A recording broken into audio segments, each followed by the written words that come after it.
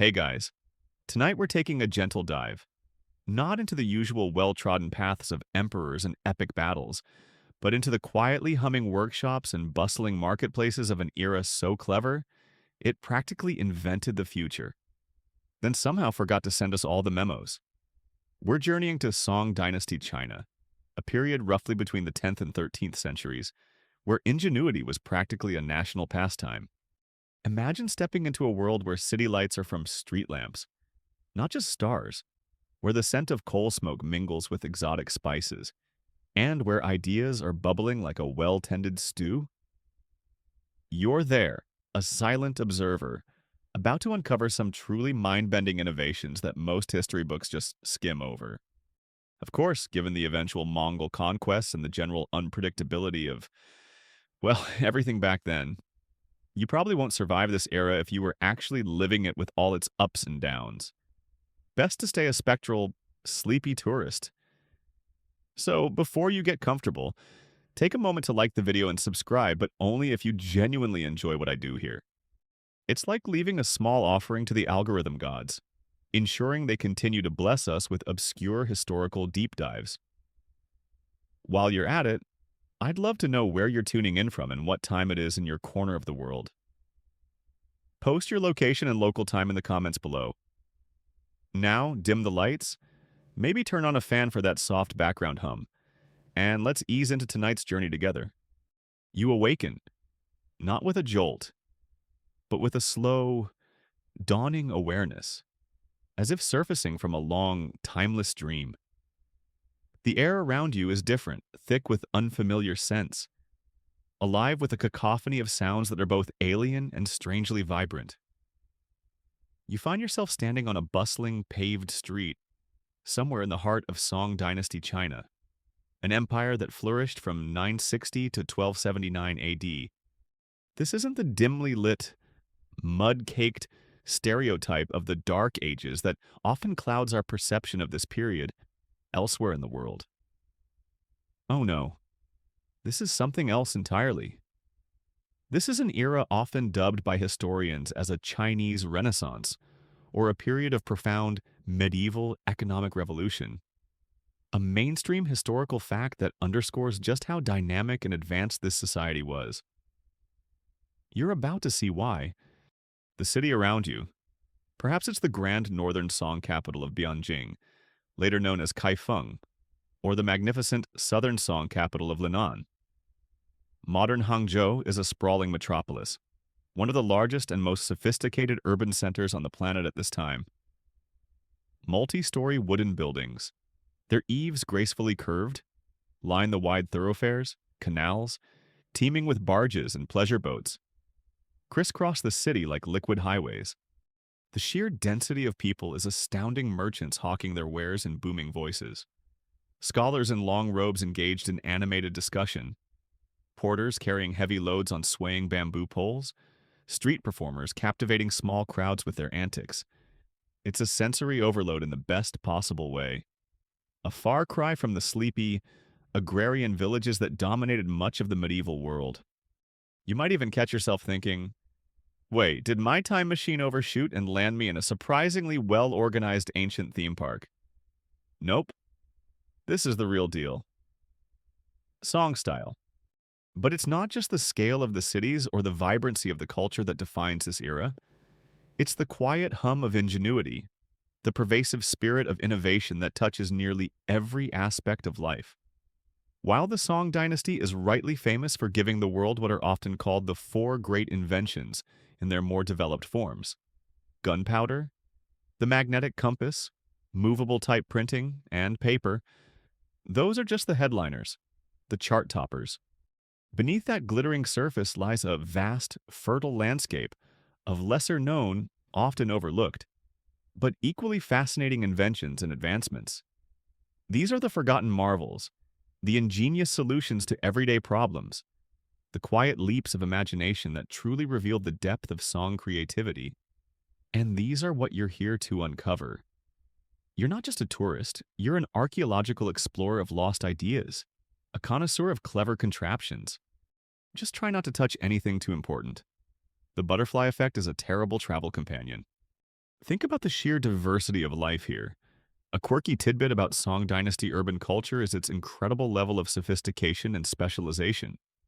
You could find public bathhouses offering a range of services, bustling tea houses that remained open throughout the night, perfect for those late-night philosophy cram sessions, specialized restaurants catering to every imaginable regional cuisine, and even exclusive social clubs for poets, musicians, antiquarians, and various other hobbyists. There were firefighting brigades, public welfare institutions like dispensaries and homes for the aged, and even a postal service that was surprisingly efficient for its time. This level of social organization and amenity hints at a society with the resources, the stability, and the intellectual ferment to support widespread innovation. It's the kind of place where someone might actually have the time and inclination to think. You know what would be really useful? A self-peeling lychee? They probably didn't invent that, but you get the idea. The innovations you're about to witness aren't confined to one or two fields. They span agriculture, warfare, maritime technology, medicine, engineering, economics, and even the seemingly mundane aspects of daily life. Some are complex mechanical marvels. Others are subtle but revolutionary changes in process or organization. Some were built upon earlier foundations, refined and perfected during the song, while others seem to spring forth with startling originality. What many of them share, however, is a practical problem-solving approach, a desire to improve efficiency, enhance quality of life, or expand human capability. As you wander these ancient streets, your senses alive. Try to look beyond the surface. Listen to the conversations in the marketplace. Peek into the workshops of artisans. Observe the way people interact with their environment. The clues to these forgotten inventions are all around you, hidden in plain sight. They are in the tools the farmer uses, the way a ship navigates a crowded canal, the methods an official employs to investigate a crime, even in the food that's served in a bustling noodle shop. Historians still argue whether the Song Dynasty's remarkable constellation of technological advancements and economic sophistication could have ultimately led to a full-blown industrial revolution, akin to what occurred in Europe centuries later, had it not been for a combination of external pressures, most notably the devastating Mongol invasions, and perhaps different internal socio-political structures and philosophical outlooks that channeled innovation in different directions. It's one of history's great what-ifs. For now, though, your task is not to ponder hypotheticals, but to observe realities. You are here at the dawn of song ingenuity, ready to explore a world teeming with cleverness, a world whose forgotten inventions still have the power to surprise and inspire us. So, take a deep breath of that, Lydian. Wait, wrong script. Take a deep breath of that Song Dynasty air, a fascinating, if occasionally pungent, mix of street food, river trade, and 1,000 simmering ideas. And let's begin our journey into the overlooked brilliance of a truly remarkable age. Just try not to get too attached to any specific invention, like that brilliant app idea you had last Tuesday. Some of the best ones have a habit of just disappearing. You've stepped into the vibrant heart of a Song Dynasty city, the air thick with the promise of discovery, the streets humming with a sophisticated urban rhythm. And as you begin to peel back the layers of this remarkable era, one of the first forgotten marvels you encounter is not some humble household gadget, but a towering testament to mechanical genius and astronomical ambition.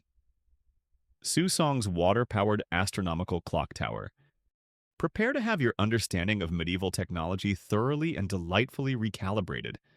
Your smartwatch is about to feel very, very inadequate. Imagine standing in Kaifeng, the bustling capital of the northern Song, sometime around the year 1092 AD. Amidst the clamor of the city, your attention is drawn to an extraordinary structure, a wooden tower soaring over 10 meters high. That's more than 30 feet. A veritable skyscraper of ancient clockwork.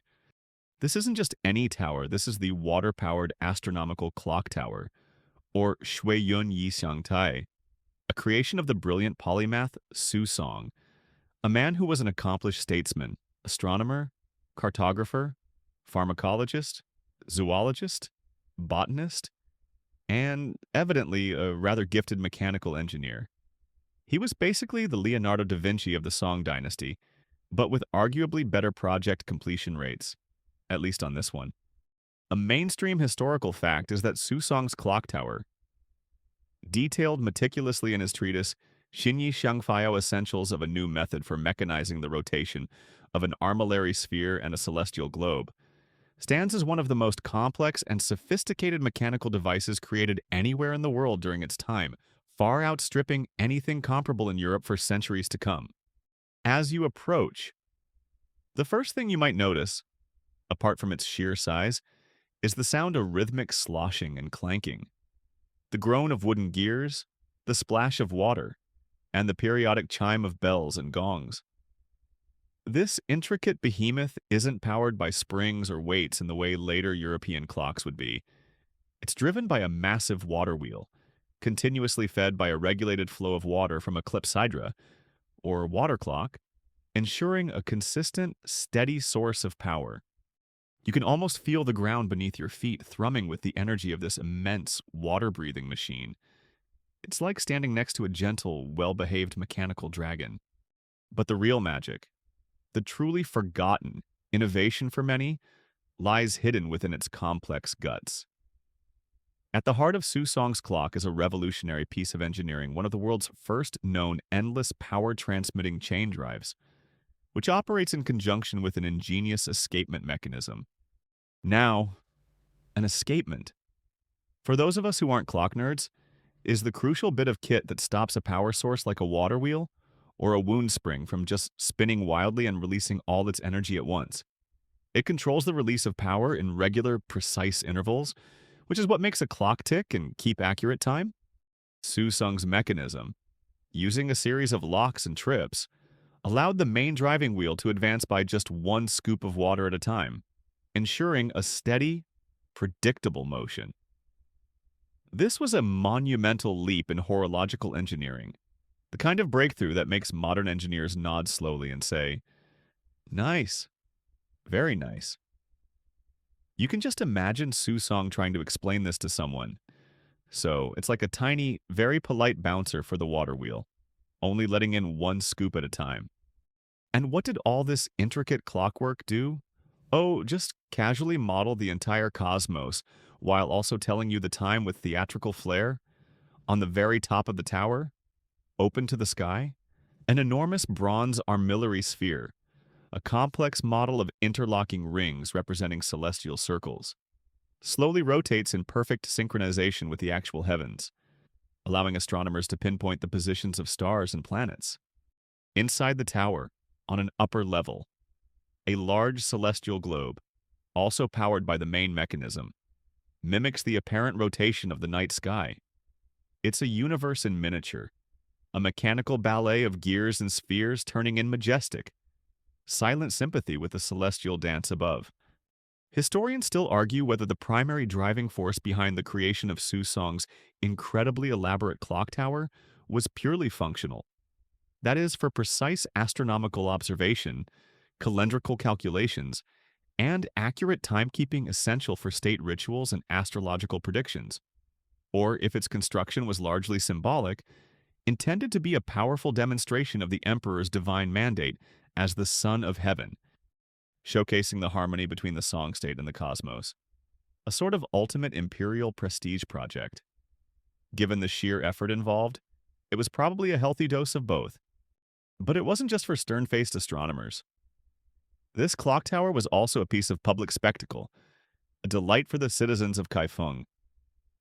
A quirky tidbit that makes this invention particularly charming is its array of little wooden mannequins, or jacks. These weren't just static decorations. At regular intervals throughout the day, these automated figures would pop out from behind miniature doors on different levels of the tower. Some would strike bells, others would beat gongs, and still others would appear holding plaques indicating the current hour or other specific times. It was essentially a gigantic, incredibly sophisticated medieval cuckoo clock. But instead of a cuckoo, you got a whole troop of dapper wooden gentlemen announcing the time with mechanical precision. You can imagine children dragging their parents to see the puppet clock, waiting for the next bell-ringing performance. Hopefully, the mannequins didn't get ideas above their station and demand little wooden union breaks. Standing there, a time-traveling observer in the bustling song capital, you marvel at the sheer intellectual audacity of it all. This wasn't just a machine, it was a statement. It declared that the universe was knowable, its motions predictable, its grandeur replicable through human ingenuity and mechanical skill. It combined advanced astronomy, hydraulic engineering, and sophisticated gearwork into a single harmonious whole, all built with the tools and materials of the 11th century. You try to picture Su Song and his team of artisans, painstakingly crafting each gear, calibrating each water scoop, aligning each celestial ring. The level of precision required, the intellectual leap involved in designing such a mechanism from scratch, it's simply astounding. It makes you wonder what other forgotten marvels this era produced, what other intricate universes were set in motion, only to eventually fall silent. For now, though, the great clock of Kaifeng turns. Its waters splash, its mannequins mark the hours, a testament to the brilliant, ticking heart of Song Dynasty ingenuity. The awe-inspiring complexity of Su Song's celestial clockwork still hums in your mind, a towering symbol of Song Dynasty mechanical genius. But innovation in this era wasn't just about monumental engineering feats that scraped the sky. It also trickled down into the delightful, often overlooked details of everyday life.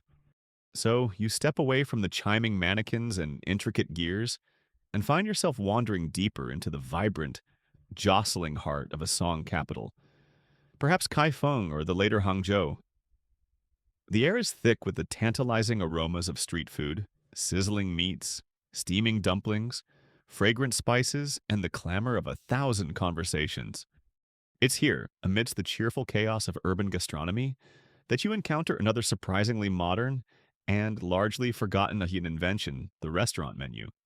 Now, for you, a seasoned time traveler, even if only in your dreams, a menu might not seem like a world-shattering innovation. You've probably encountered more laminated menus than you've had hot dinners, but try to imagine a world without them. In most ancient and medieval societies, dining out, if it existed at all for the common person, was a far simpler affair. You ate what the innkeeper was serving that day, or you pointed at something bubbling in a pot at a market stall. Choices were limited and often verbally communicated. But the Song Dynasty, with its booming cities and sophisticated urban populace, was different. A mainstream historical fact is that this period witnessed an explosion in commercial activity and urbanization, leading to a remarkably vibrant and diverse restaurant culture, especially in the capitals. People had disposable income, a taste for novelty, and a desire for choice. You duck into a bustling eatery, its entrance adorned with colorful lanterns and perhaps a signboard proclaiming its specialty. Inside, it's a hive of activity. Diners are seated at lacquered tables, chatting animatedly. Waiters, their movements quick and practiced, weave through the crowd carrying trays laden with steaming dishes. The sounds are a symphony of clattering chopsticks, sizzling woks, and lively conversation. And then you see it. As you're shown to a table, the server doesn't just rattle off a list of available dishes. They present you with a slip of paper, or perhaps a more durable bamboo strip, covered in elegant, handwritten characters. It's a list, an inventory of culinary delights, complete with names and, crucially, prices. It's a menu. The Song Dynasty didn't just invent paper money. They apparently invented something equally useful to spend it on. A clear, itemized bill of fare? Take a moment to appreciate the simple genius of this.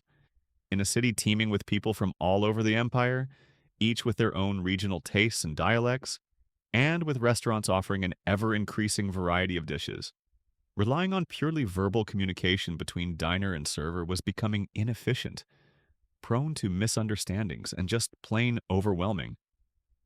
The written menu solved these problems with elegant simplicity. It allowed you, the customer, to peruse the offerings at your leisure, to compare prices, to perhaps even practice your calligraphy recognition skills after a few cups of rice wine. It empowered choice and transparency.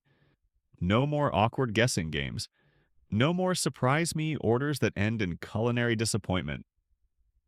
Well, mostly. You could still pick something that sounded exotic and ended up being, surprisingly crunchy. A quirky tidbit about Song Dynasty dining is the incredible specialization you could find. Some establishments focused solely on noodles, others on dumplings, some on cold dishes perfect for a hot summer day, or even just a particular type of soup. There were restaurants renowned for their northern cuisine, others for southern delicacies, catering to the diverse population that flocked to the capitals for trade, government work, or scholarly pursuits. This level of specialization would make written menus even more indispensable. Imagine a waiter trying to memorize and recite 50 different kinds of delicately seasoned silkworm pupae, a delicacy then maybe less so on your modern palate. The menu saved everyone a lot of time and potential embarrassment. Historians still argue whether the primary catalyst for the development and widespread adoption of restaurant menus during the Song Dynasty was the demonstrably rising literacy rates among the general urban populace, meaning more people could actually read them, or if it was more a practical response by restaurateurs to the sheer increasing diversity and complexity of their culinary offerings, which simply became too cumbersome and error-prone for waiters to accurately memorize and recite to every customer. It was likely a happy combination of both, a more literate public demanding more sophisticated services, and a thriving culinary scene needing better tools to manage its own success. Either way, it's a clear marker of a society that valued choice, efficiency, and a good meal. As you scan the characters on your menu, perhaps noting crystal shrimp dumplings, Westlake fish and sweet vinegar sauce, or spicy Sichuan noodles, depending on which capital and what kind of restaurant you've stumbled into. You realize this isn't just a list of food, it's a social document. It speaks of a flourishing economy, of a merchant class with money to spend on dining out, of a culture that appreciated culinary artistry, and of a level of urban organization that could support such specialized businesses. It also hints at a certain level of trust and standardization. The price is written down. There's less room for haggling or arbitrary charges. It's a small step, perhaps, but it's a step towards a more transparent and predictable commercial interaction. You probably still couldn't leave a Yelp review if your dragon's breath dumplings were disappointingly tepid. But it was progress. This novel dining convenience, as our outline calls it, subtly transformed the experience of eating out. It made it more relaxed, more democratic in a way. You weren't entirely reliant on the waiter's memory or their potential bias towards pushing the special of the day, which might just be whatever they needed to get rid of. You had agency. You could contemplate, discuss, and choose. It's one of those forgotten inventions that seems so obvious in retrospect, so deeply embedded in our own modern dining habits, that it's hard to imagine a time without it.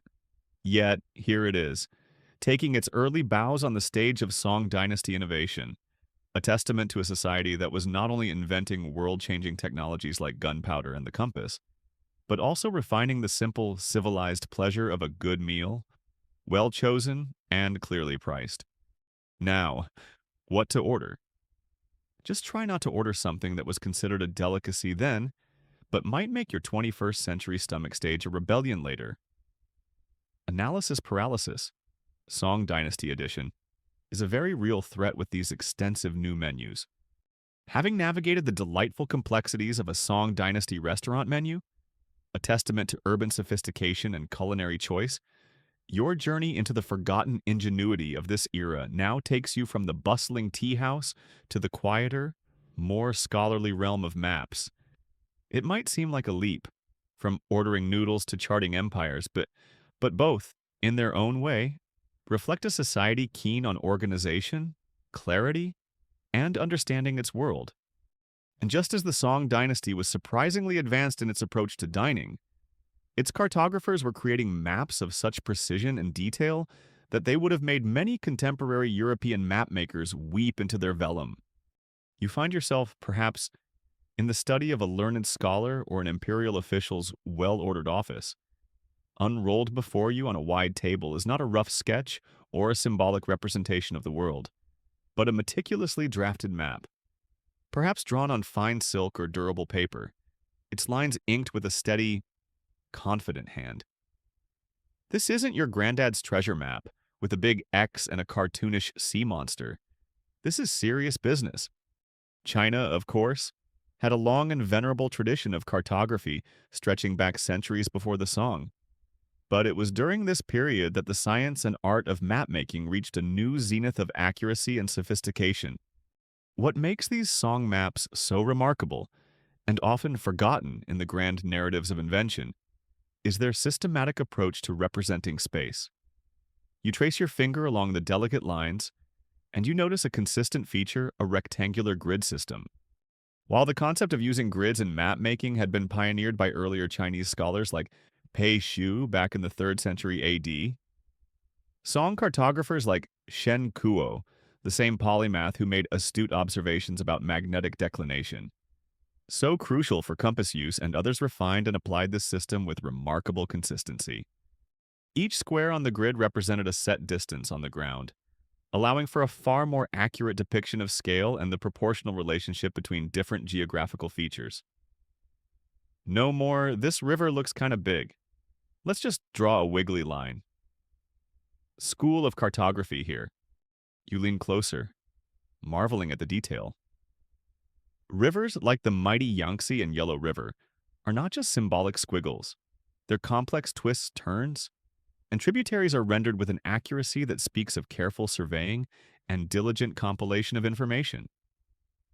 Coastlines, notoriously tricky to map accurately, are shown with a surprising fidelity to their actual shapes.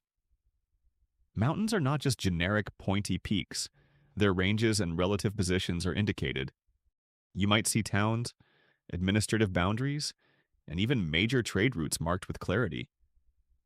A stunning mainstream historical fact is the existence of maps like the UG2 or Map of the Tracks of Yu the Great, carved onto a stone stele in 1137 AD. This incredible map, still viewable today, displays a breathtakingly accurate portrayal of China's river systems, coastline, and provincial divisions, all laid out on a precise grid. It's a cartographic masterpiece that was light years ahead of most map-making efforts elsewhere in the world at that time. You can just imagine a song official trying to plan a new canal or calculate tax revenues for a distant province. A map like this would be an invaluable tool, not just a pretty picture. Now, a quirky tidbit about some traditional Chinese maps, which might initially disorient your 21st century brain, is that they were often oriented with south at the top. This wasn't a mistake, it was a deliberate convention, reflecting a different cosmological perspective, or perhaps a practical consideration based on the emperor, who traditionally faced south. So, you might need to mentally flip the map, or your own internal compass, to get your bearings. It's a good reminder that our own conventions, like north is up, are just that, conventions, not universal truths. Excuse me, does this map come with an invert y-axis option? You might amusingly ponder. The level of accuracy achieved by song cartographers was no accident. It was the result of a concerted effort to gather geographical information from various sources: imperial surveys, reports from provincial officials, travelers' accounts, and existing historical maps. They understood the importance of direction aided by the magnetic compass, another Song-era refinement and scale. While their surveying techniques might seem rudimentary by modern GPS standards, no satellites to ping here, their dedication to observation and meticulous recording allowed them to create representations of their vast empire that were both beautiful and remarkably functional. The painstaking effort of hand-drawing these complex maps, with no undo button or copy-paste function, is truly mind-boggling. Historians still argue whether the primary impetus for this significant advancement in cartographic accuracy and detail during the Song Dynasty was driven more by civilian, administrative, and economic needs, such as efficient governance of a vast territory. land management for agriculture, tax collection, water control projects like canals and dikes, and facilitating trade, or if it was more a response to pressing military strategic requirements, particularly given the constant threat from powerful neighboring empires to the north and west. Accurate maps would have been essential for planning defensive fortifications, troop movements, and understanding the terrain of potential battlefields. As with many innovations, it was likely a combination of these pressures and needs that spurred such cartographic excellence. Looking at these ancient charts, you realize that a good map is more than just a tool for finding your way. It's a way of understanding your place in the world, of organizing knowledge, of asserting control, and even of dreaming. These Song cartographers weren't just drawing lines on silk. They were defining their world, codifying their empire, and leaving behind a legacy of geographical understanding that is often overshadowed by their more explosive or navigational inventions. But here, in the quiet precision of these forgotten lines and grids, lies another testament to the profound ingenuity of the Song Dynasty. And you can't help but feel a little grateful that, should you get hopelessly lost in a 12th century Kaifeng, you might actually have a decent map to consult, provided you can read classical Chinese and remember which way is south up. Good luck with that if you've already had a few of those powerful Song-era rice wines we discussed earlier. The precise lines of Song Dynasty maps, revealing a world understood with remarkable clarity, fade from your view. You've seen how this era charted its domain, but now your journey into its forgotten ingenuity takes a decidedly more fiery turn. For all its cultural brilliance, its bustling cities, and sophisticated arts, the Song Dynasty existed in a tough neighborhood, frequently facing immense military pressure from powerful nomadic empires to its north and west, the Khitan Liao, the Jurchen Jin, and eventually the formidable Mongols. This constant existential threat spurred a different kind of innovation, one that harnessed the destructive power of newly understood chemical reactions. While gunpowder is famously one of the Song's four great inventions, you're about to witness some of its more specialized, terrifying, and often overlooked early applications in the form of fiery chemical warfare. This is where ingenuity gets a bit explosive. You find yourself perhaps observing a military demonstration on the outskirts of a fortified city. Or maybe you've gained access to a restricted imperial armory, the air thick with the acrid scent of sulfur and strange chemicals. Forget simple fire arrows or pots of boiling oil lobbed from castle walls. The Song military engineers were playing a much more advanced and frankly terrifying game. A mainstream historical fact is that the Song dynasty was the first civilization to truly weaponize gunpowder on a significant scale, moving far beyond its earlier use in fireworks. They developed early forms of rockets, grenades, bombs, primitive cannons, and, most spectacularly for our purposes, sophisticated incendiary devices that would have made even a dragon pause for thought. Your attention is drawn to a group of soldiers maneuvering a peculiar contraption. It's a long tube, perhaps made of bamboo reinforced with iron bands, mounted on a spear-like pole. This, you learn, is a huo qiang, or fire lance. But it's not just a spear you set on fire, oh no. That would be far too pedestrian for Song ingenuity. The tube is packed with gunpowder and often covitive projectiles like small stones or pottery shards. When ignited, it doesn't just shoot a single burst, it spews forth a sustained jet of searing flame, sparks and shrapnel for several minutes, effectively becoming an early, terrifying kind of shotgun flamethrower hybrid. Imagine facing a line of soldiers, each wielding one of these roaring, spitting tubes of fire. The psychological impact alone would be devastating, let alone the actual burns and wounds. It's like someone decided a spear just wasn't pointy enough and thought, you know what, this needs more sustained agony and a terrifying whooshing sound. But the fire lance, intimidating as it is, almost pales in comparison to another Song dynasty invention. You witness the Pen Huo Kui, or fire-spitting machine, essentially a true flamethrower. This isn't some small, handheld device, it's a substantial piece of equipment, often requiring 2 or more soldiers to operate. It typically consisted of a tank containing a petroleum-based incendiary mixture, likely naphtha or a similar substance. the Chinese equivalent of Greek fire, and a complex double-piston pump mechanism, also a notable piece of engineering in itself. When ignited, usually by a slow-burning gunpowder match, this machine could project a continuous stream of inextinguishable fire for a considerable distance. You watch, with a mixture of awe and horror, as a demonstration unleashes a torrent of roaring flame, instantly incinerating its target, the heat washing over you even from a safe distance, the air filled with the oily, choking stench of burning petroleum. This is not a weapon for the faint of heart, and certainly not something you want to try building at home, unless your home is a very large, very empty, and very fireproof quarry. The military applications were obvious and devastating. In siege warfare, these flamethrowers could be used to clear defenders from walls, set wooden structures ablaze, or create terrifying breaches.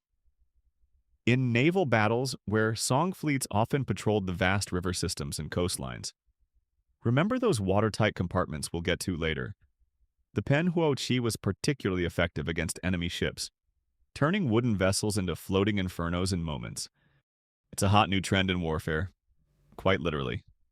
The level of technical sophistication required to create and deploy such weapons is often underestimated. Perfecting the gunpowder formulas for different effects, designing reliable ignition systems, engineering a double-piston pump capable of projecting a continuous stream of volatile, burning liquid. These were not trivial accomplishments. The Song military even had specialized units trained in the use of these fire weapons, and meticulous records were kept of their construction and deployment. A quirky tidbit found in Song military encyclopedias like the Wujing Zongyao Compendium of Military Classics, compiled around 1044 AD, are the detailed recipes for various types of gunpowder, including those designed not just for explosive force but also for producing noxious smoke. Some formulas included arsenic compounds, intended to create disorienting and incapacitating fumes when ignited, an early and rather nasty form of chemical warfare beyond just the flames. These guys weren't messing around. They were the Michelin-starred chefs of military pyrotechnics. Historians still argue whether the Song Dynasty's ultimate failure to fully leverage its early and quite significant technological superiority in gunpowder weaponry to decisively defeat its formidable northern adversaries was primarily due to factors like inherent strategic conservatism within the Song military leadership, or perhaps logistical challenges related to the mass production, consistent quality control, and widespread deployment of these relatively new and complex weapons across a vast empire. Or even if it was simply down to the rapid counter-adoption and ingenious adaptation of these very same gunpowder technologies by their enemies. It's a complex question, but there's no denying the initial inventive spark. As you stand there, observing these fiery demonstrations, the sheer destructive potential is sobering. This is the darker side of ingenuity, where human cleverness is turned towards creating more efficient ways to overcome an enemy. Yet, even here, in these forgotten flamethrowers and fire lances, you see that same restless, problem-solving spirit that characterized the Song era? Faced with relentless threats, they didn't just build higher walls, they fought fire with, well, even more sophisticated fire. It's a stark reminder that innovation is a multifaceted beast, capable of creating celestial clocks that map the heavens, and equally capable of creating machines that bring a fiery hell down to earth. And you can't help but think that any invading army seeing that continuous stream of inextinguishable flame heading their way for the first time probably had a collective, very brief and very loud thought. You know what? Maybe we'll try invading that other, less flammable dynasty down the road. The acrid smell of gunpowder and the terrifying roar of the Song Dynasty's fire lances and flamethrowers still linger in your senses, a stark reminder of their military ingenuity. But warfare wasn't confined to land. The vast network of rivers and canals that crisscrossed the empire, along with its extensive coastline, meant that naval power and maritime trade were crucial. And just as they innovated with fiery weaponry, the Song Chinese were making quiet but revolutionary advancements in the very design of their ships. You now find yourself leaving the smoky practice fields and heading towards the bustling waterways. where another, less explosive but equally vital. Forgotten invention awaits your discovery watertight ship compartments. Imagine yourself standing on the busy docks of a major port city like Quanzhou or Guangzhou, or perhaps at a bustling river harbor along the Yangtze. The air is thick with the scent of salt, fish, damp wood, and exotic cargoes. Junks of all sizes crowd the waterways. Some are sturdy merchant vessels laden with porcelain, tea, and silk. Others are sleek naval patrol boats, perhaps still carrying a faint whiff of that petroleum used in their flamethrowers. These aren't the creaky, fragile tubs you might associate with ancient seafaring in some other parts of the world. Vessels that were often just one bad rock or one angry wave away from becoming very expensive. Very leaky submarines. No. Many of these Song Dynasty junks are equipped with a remarkably clever and life-saving piece of technology. You secure passage on one of these sturdy vessels, perhaps a merchant junk heading downriver or along the coast. As you explore the ship before setting sail, you might notice something unusual about its internal construction. Instead of a single, open hold beneath the deck, the hull is divided by a series of strong, transverse wooden walls, running from one side of the ship to the other and from the keel up to the deck. These are bulkheads, creating a series of separate, watertight compartments. It's a bit like an ice cube tray, but on a much larger, more seaworthy scale. This arachne. This my dear time-traveling observer force of habit from previous scripts. Apologies, it is a game changer. The principle is beautifully simple, yet profoundly effective. If the hull is breached in one section, say, by striking a submerged rock, or during a naval engagement perhaps by something less fiery than a penhuo key, but damaging nonetheless, only that one compartment will flood. The surrounding bulkheads contain the water, preventing it from swamping the entire ship and sending it to the bottom of the river or sea. It's a revolutionary maritime safety feature, one that significantly increased the survivability of ships and the security of their cargo and crew. You can almost feel a sense of calm confidence emanating from the sailors. They know their vessel has an invisible safety net woven into its very structure. It's not quite unsinkable, let's not get carried away with Titanic-level hubris here, but it's a darn sight better than the alternative. A mainstream historical fact is that Chinese shipbuilders, particularly during the Song Dynasty but with roots stretching even further back, were pioneers in the use of watertight compartments. This sophisticated shipbuilding technique was not widely adopted in European shipbuilding until many, many centuries later. So, while other maritime cultures were still bailing frantically or relying on sheer luck and a lot of prayer when their hulls were damaged, Song sailors were benefiting from this built-in resilience. It's the kind of sensible invention that makes you wonder why it took everyone else so long to catch on. Some people just like living dangerously, I guess. Or perhaps they just really enjoyed bailing water. But the benefits didn't stop at just keeping the ship afloat in an emergency. These internal bulkheads also added significant structural rigidity to the hull, making the entire vessel stronger and more capable of withstanding the stresses of heavy seas or large cargoes. Furthermore, they allowed for the convenient separation of different types of cargo. Imagine you're shipping delicate silks and, say, a large consignment of particularly pungent fermented fish sauce, a Song Dynasty delicacy. Probably you wouldn't want those two mingling. Watertight compartments meant you could keep your fancy fabrics smelling fabric fresh and your fish sauce. Well, fish sauce funky, all in their own dedicated sections. Efficiency and odor control, all in one. A quirky tidbit about Song Dynasty junks is that their advanced design didn't end with just bulkheads. Many also featured other sophisticated elements like stern-post rudders, which provided far more effective steering than the side-mounted steering oars common elsewhere, allowing for better maneuverability of these often large vessels. They also developed various types of sails, like the efficient lug sails, and sometimes incorporated features like lee boards or dagger boards, which helped with stability and allowed the ships to sail more effectively against the wind. These were truly state-of-the-art vessels for their time, a far cry from simple rafts or hollowed-out logs. As your junk glides along the waterway, propelled by its distinctive sails or perhaps by strong oarsmen, you feel a sense of security that would have been rare for most ancient seafarers. You might even idly chat with one of the sailors, who could tell you tales of voyages where a damaged hull was contained by these miraculous inner walls, allowing the ship and its precious cargo to reach port safely. Historians still argue whether the detailed knowledge of these advanced Chinese shipbuilding techniques, such as watertight compartments and sternpost rudders, might have gradually trickled westwards over the centuries through the intricate web of maritime trade, perhaps via Arab dhows and other intermediary vessels that plied the Indian Ocean routes, subtly influencing later European ship designs.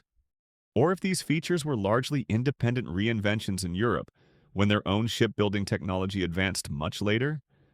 It's a fascinating puzzle of technological diffusion versus parallel innovation. For now, though, you are simply experiencing the quiet confidence that comes from sailing on a vessel built with such foresight and ingenuity. It's another testament to the practical, problem-solving mindset of the Song Dynasty. They didn't just look at a body of water and see an obstacle. They saw a highway, and they engineered the means to travel it with greater safety and efficiency than almost anyone else on Earth at that time. This forgotten invention, these simple internal walls, didn't make loud explosions or tell the time with dancing puppets, but they saved lives, protected livelihoods, and helped to fuel the vast commercial engine of a truly remarkable era. And that, in its own quiet way, is just as revolutionary. The ingenious design of those Song Dynasty junks, with their life-saving watertight compartments, fades into the background as your journey through forgotten innovations takes you ashore once more. From the bustling waterways ensuring the safe passage of goods and people, we now turn to a quieter, more somber, but equally remarkable field where Song ingenuity shone the pursuit of justice through the nascent science of forensics. You might think CSI Ancient China sounds like a far-fetched TV pitch, but you're about to discover that the foundations of forensic investigation were being laid with surprising sophistication right here, in the 13th century. You find yourself in a dusty yamen, the local magistrate's office, or perhaps observing a grim scene in a quiet bamboo grove where a death has occurred under suspicious circumstances. There's a body, a mystery, and an official tasked with uncovering the truth. And in his hand, or perhaps consulted with reverent care back in his office, is a remarkable text, a manual that is arguably one of the most forgotten yet profoundly impactful inventions of the Song era. This is the Xiyuan Jilu, often translated as Collected Cases of Injustice Rectified, or The Washing Away of Wrongs. Its author was a brilliant scholar official and physician named Song Chai, who lived from 1186 to 1249, and his work, first published in 1247, is considered a mainstream historical fact. It is the world's earliest known comprehensive treatise on forensic medicine. Forget fingerprint powder and DNA swabs. This is old-school detective work, but with a surprisingly scientific bent. Imagine the scene: a local magistrate, perhaps a stern but fair-minded man, is faced with a puzzling death. In an era when superstition could easily cloud judgment and coerced confessions were all too common, Songxi's manual offered a systematic, observation-based approach to determining the cause and manner of death. You watch as this official, instead of relying on guesswork or local gossip, meticulously consults his copy of the Xiyuan Jilu. The book itself is a marvel, filled with detailed instructions on how to examine a body, what signs to look for in cases of suspected poisoning, drowning, strangulation, or death by various weapons. It's a handbook for justice, written with the aim of preventing wrongful convictions and ensuring that injustice is rectified. One of the most groundbreaking aspects of Songxi's work, and a truly forgotten origin for many, is its pioneering discussion of what we now call forensic entomology, the use of insects in criminal investigations. You might witness a scene straight from his case studies. A villager is found murdered, slashed by a sickle. All the sickles in the village are collected and laid out in the sun. The local official, following Song Qi's guidance, observes them closely. Soon, tiny flies, almost invisible to the casual eye, begin to congregate on one particular sickle, attracted by minute, unseen traces of blood and tissue. Confronted with this almost supernatural evidence, the flies as star witnesses, the owner of that sickle breaks down and confesses. It's brilliant, it's effective, and it's centuries ahead of similar documented practices in the West. It definitely made it harder to get away with the old invisible blood on the sickle. Honest trick. But Songxi's advice went far beyond just observing flies. His manual detailed how to distinguish between ante-mortem and post-mortem wounds, injuries inflicted before or after death, identify different types of poisons by their effects on the body, and even some rudimentary chemical tests that could be performed.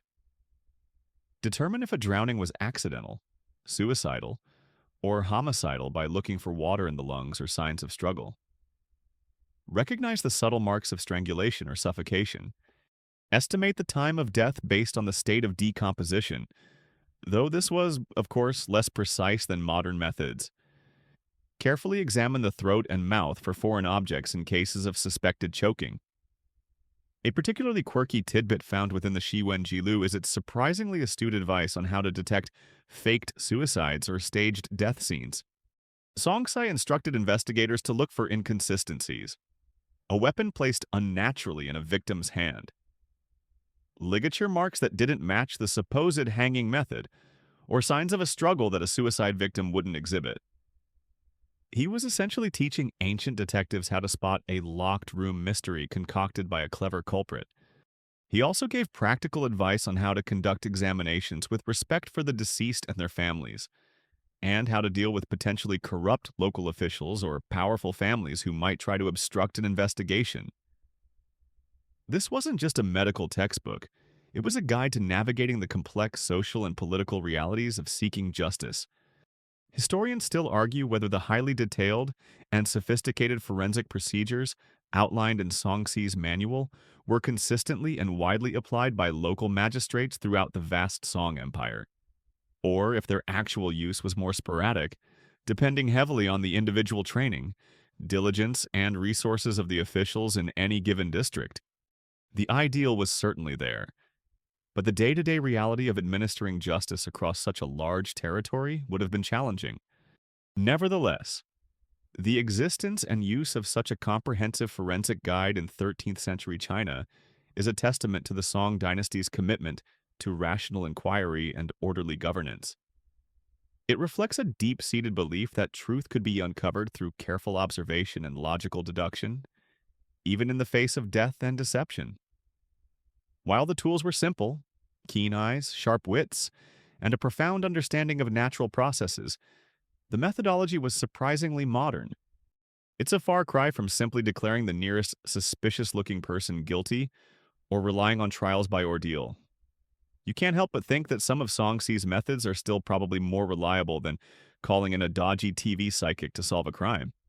As you observe this ancient form of forensic science in action, you realize that the Song Dynasty's ingenuity wasn't just about building impressive machines or creating beautiful art.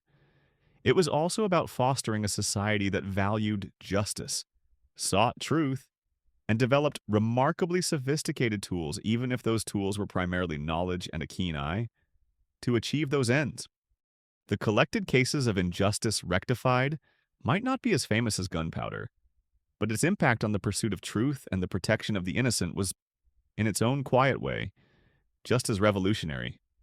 The meticulous, almost clinical, precision of Songxi's forensic methods fades from your view, and you find yourself drawn from the quiet intensity of the magistrate's yamen towards a far more visceral, roaring, and fiery display of Song Dynasty ingenuity.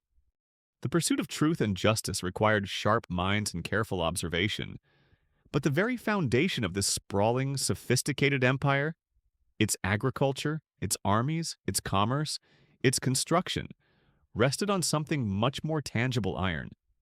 And it's here, in the realm of iron production, that you encounter another revolutionary and largely forgotten leap that propelled the Song economy to unprecedented heights: the widespread industrial use of coke in blast furnaces. Prepare for a scene that's less CSI Song Dynasty and more Forged in Fire 11th Century Edition. You arrive in an area that feels like the industrial heartland of the song. The air is thick with the smell of burning coal, sulfur, and hot metal.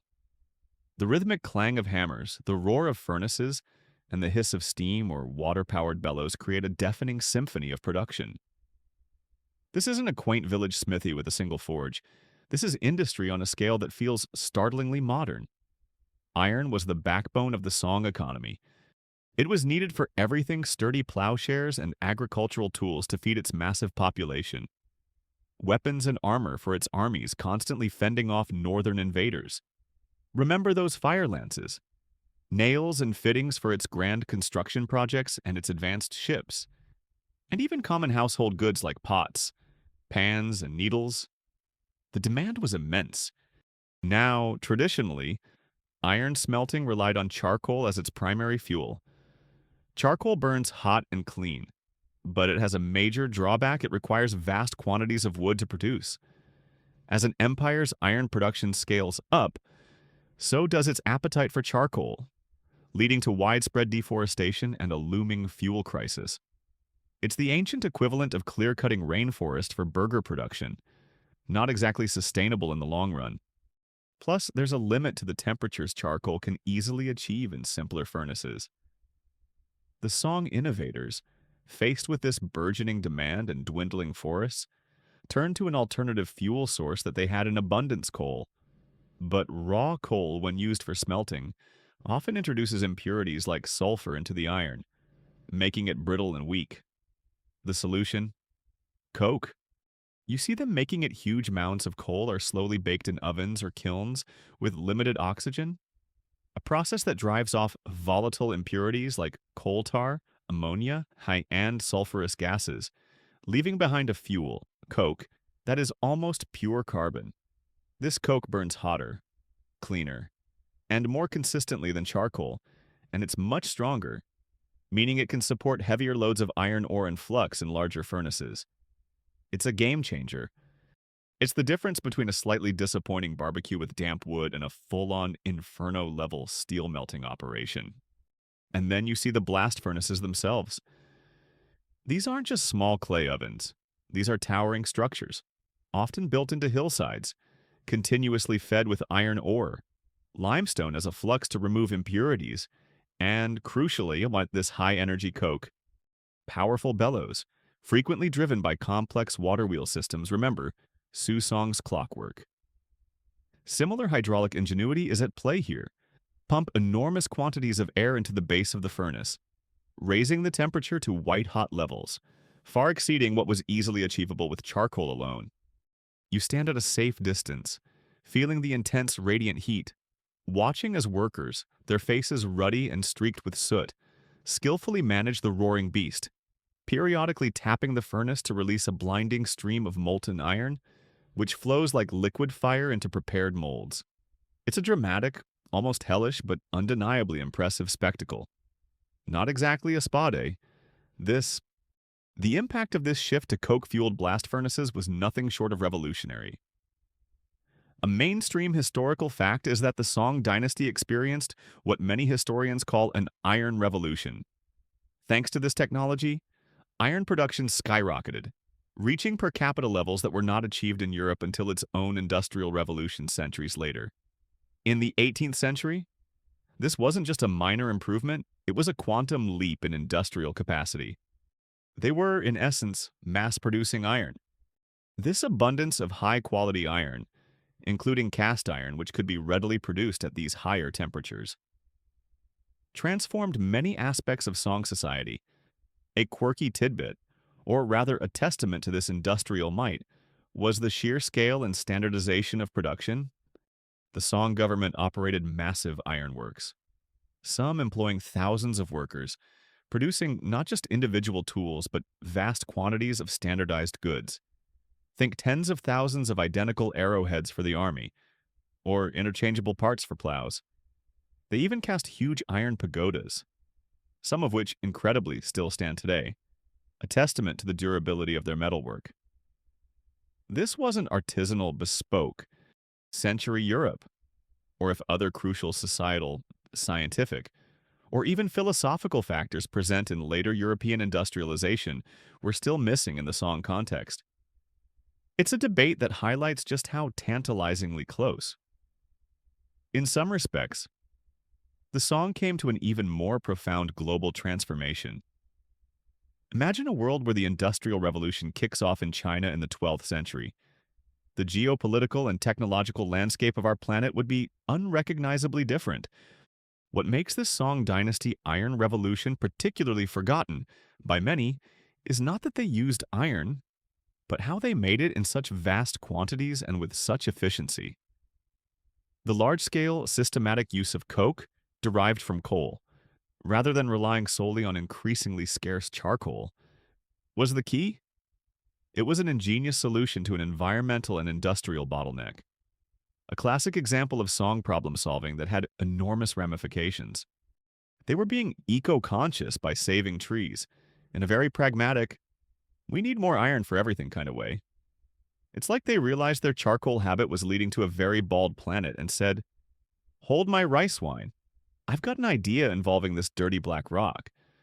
This wasn't just about producing more iron, it was about producing it more consistently, and often with qualities suited for different purposes, including the ability to make large quantities of cast iron. This, in turn, fueled other innovations, supported a larger and better equipped military, and provided the tools that underpinned their remarkable agricultural productivity. The humble, dirty process of baking coal to make coke, and then using that coke to superheat a furnace, was a quiet but essential engine driving much of the Song Dynasty's economic and technological prowess. It's a far cry from the alchemical quest for gold, but in terms of real-world impact, making good, cheap iron was arguably far more valuable. As you leave the roaring furnaces and the glowing streams of molten metal, covered in a fine layer of soot and your ears ringing, you carry with you the understanding that this era's ingenuity wasn't just about delicate porcelain or intricate clockwork. It was also about gritty, fire-belching industry, about mastering fundamental processes that would, centuries later and half a world away, be hailed as revolutionary. The Song Chinese were there first, quietly stoking the fires of an industrial boom that, for a time, made them the most advanced metal producers on Earth. It makes you wonder what other advanced techniques were commonplace for them while, as the joke goes, some other cultures were still figuring out which end of a stick was best for hitting rocks. The sheer scale of it all, the organized labor, the resource management, it's a powerful, if somewhat grimy, testament to a forgotten age of iron. Leaving behind the fiery, smoky heart of the Song Dynasty's iron-making regions, your journey through its forgotten ingenuities now leads you back to the water. But this time, you're not just contemplating the clever internal structure of a merchant junk. You're about to witness a far more dynamic and impressive application of song engineering on their vast network of rivers and canals, the powerful, swift, and often intimidating paddle wheel warships. If you thought their land-based military tech was something, wait until you see how they ruled the waves. Or at least, the major inland waterways? China's geography, with great rivers like the Yangtze and Yellow River, and extensive man-made canals like the Grand Canal, meant that water transport was absolutely vital for trade, communication, and, crucially, military control. The Song Dynasty, facing constant threats that often involved riverine campaigns and battles on large lakes, poured significant resources and inventive talent into its navy. And one of their most effective, and for many today forgotten, naval assets was the paddle wheel-driven vessel. We're not talking steamboats here, that's still centuries away. These were human-powered marvels, the medieval equivalent of a super-fast attack boat, but with way more cardio involved for the crew. You find yourself on the banks of a wide, bustling river, perhaps the Yangtze, or overlooking a strategic lake like Poyang. Suddenly, your attention is captured by a vessel moving with a speed and agility that seems almost unnatural for its size. It doesn't rely on sails, at least not primarily, and though it might have oarsmen, its primary motive force comes from something else entirely large: churning paddle wheels, mounted on its sides or sometimes at the stern, beating the water with a rhythmic, powerful cadence. These are the famous Song Dynasty paddle wheel ships, a mainstream historical fact being their extensive development and use, particularly by the Southern Song Navy. While the concept of paddle wheels had existed in China for centuries, often used for tasks like powering mills, the Song militarized and scaled up this technology to create formidable warships. These weren't dainty little rowboats with experimental paddles. Some of these vessels were enormous, true floating fortresses with multiple decks, capable of carrying hundreds of soldiers. The paddle wheels themselves were turned not by steam engines, but by teams of men working treadmills below decks. Imagine the scene inside dozens, perhaps even over 100 men, their bodies glistening with sweat, their muscles straining as they rhythmically walked these massive treadmills, their combined human power translated through gears and shafts to the churning paddle wheels. It must have been an incredible feat of endurance and coordination, the ultimate spin class. But with the fate of an empire potentially resting on your leg day, you watch one of these warships glide past, its paddles striking the water with a sound like rhythmic thunder. It moves with surprising speed, able to go against the current or maneuver in tight spaces where sail-powered ships would struggle. This gave the Song Navy a significant tactical advantage, allowing them to rapidly deploy troops, launch surprise attacks, or outmaneuver less nimble enemy fleets. Some of these paddle wheelers were armed to the teeth, carrying those fire lances or even small trebuchets on their decks for launching incendiary projectiles. They were the speedboats and assault craft of the 12th century, and probably about as terrifying to face if you were in a slower, more conventional vessel. Is that a giant, angry water beetle coming at us very, very fast? An enemy sailor might have thought, shortly before also noticing it was on fire. A quirky tidbit about these formidable vessels is that the Song military often enhanced their psychological impact.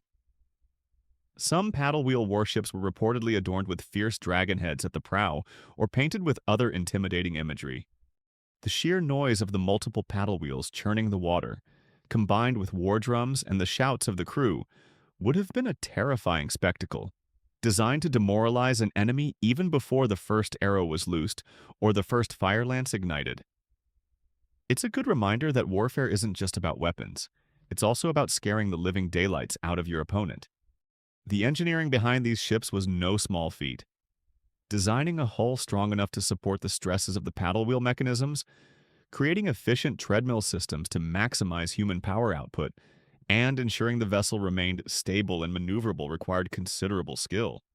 Different sizes and configurations were developed. Some were swift, two-wheeled craft for scouting or skirmishing, while others were massive four-wheeled or more vessels, essentially mobile fighting platforms. This was adaptive technology at its finest, tailored to the specific challenges of China's complex riverine and lacustrine environments.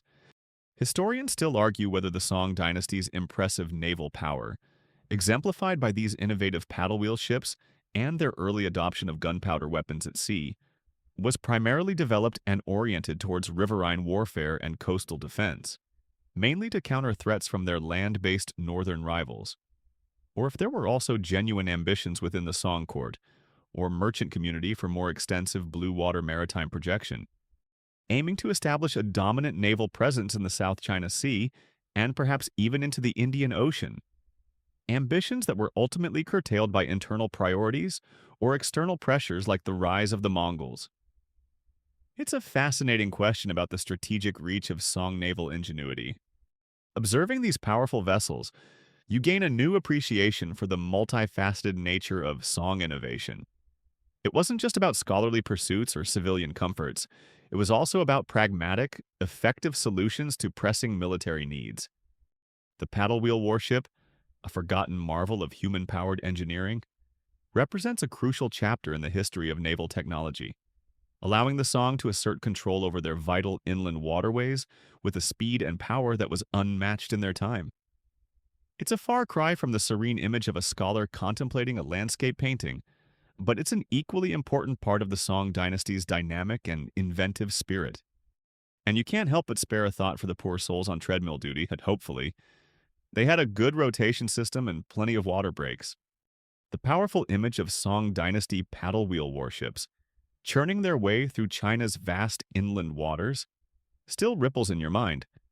Such impressive vessels, symbols of both technological prowess and military might, underscore the critical importance of rivers and canals to the empire. But with so much traffic, commercial barges, naval flotillas, private boats, accidents were inevitable.